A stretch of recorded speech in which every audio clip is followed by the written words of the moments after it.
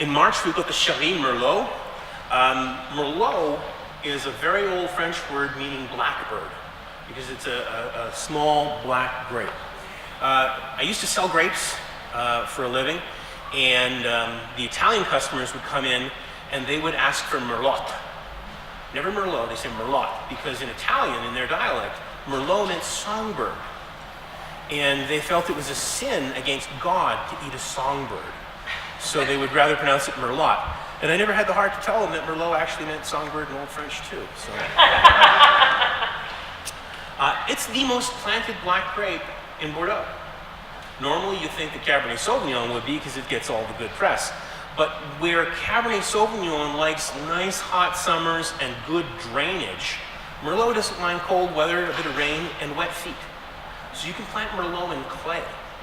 If you planted Pinot Noir in clay, or something like Gewürztraminer in clay, the vine would be dead in 3 years. It would never produce fruit.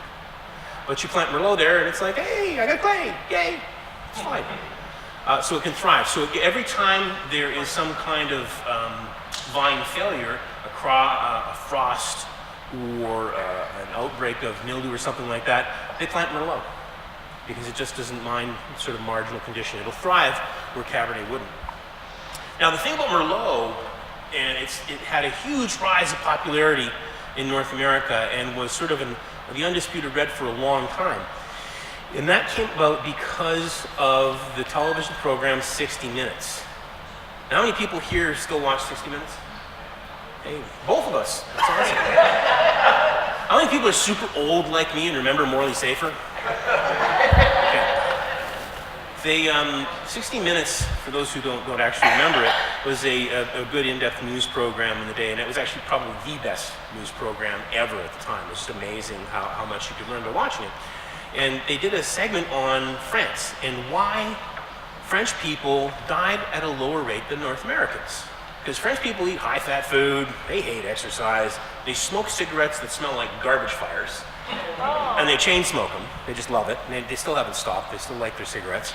And they generally seem to live an unhealthy lifestyle, but they live much longer and have a much lower rate of atherosclerosis and heart disease than North Americans. So they did a study on this, and it turned out that one of the things that might have been an indicator was the consumption of red wine. 60 Minutes announced this, and the grape that was part of the study was Merlot. The next morning, every wine cellar in North America had the phone ringing off the hook. You got any of that wine I drink so I don't die? True story. So that's the French paradox, and that drove North American wine consumption, and specifically Merlot consumption, for a very long time.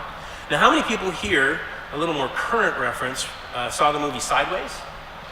So Paul Giamatti and that guy from the Wings show go on a road trip with wine.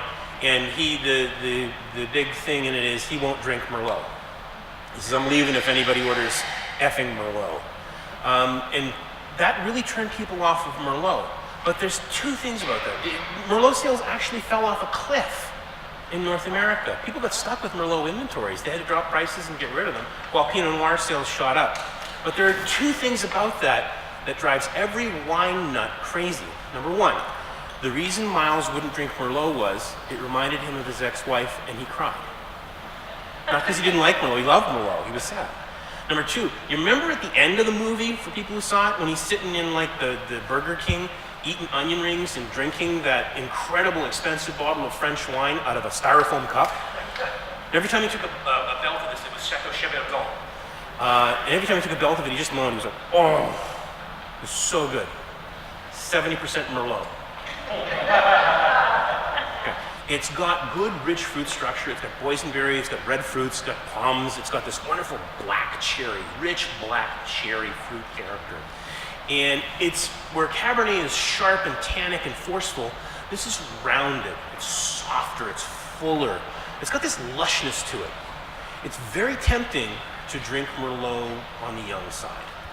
You'll get that black cherry character and a little bit, but if you let it age, it really unfolds. You'll actually get an aromatic complexity that will smell of violets in a really well-aged example of Merlot. The tannin softens further, and it takes on the ultimate quality for wine.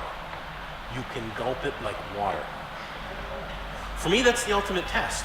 Is it a good wine? Well, it's interesting, it's structured, it's this, it's that, black and white, a whole page of descriptions. But if I take a sip and think, I wish this was in a pint mug,